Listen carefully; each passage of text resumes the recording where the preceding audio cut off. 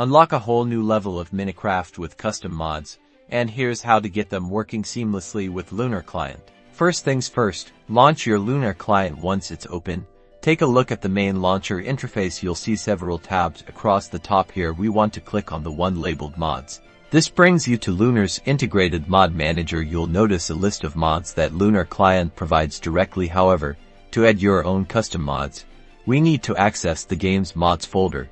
Look for a button, usually at the bottom of the mod menu, that says Open Mods Folder. Clicking this will instantly open the correct directory on your computer where Minecraft mods are stored for Lunar Client. Here we are. This is the dedicated mods folder for your Lunar Client installation. It's where all the mod files need to go.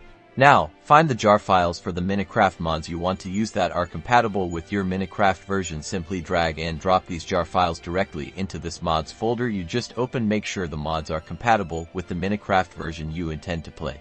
Once your mods are safely inside the mods folder, close the folder and return to the Lunar Client launcher. It's time to play. Click the play button. Lunar Client will now load Minecraft with all the mods you've added. You should now be able to enjoy your customized Minecraft experience.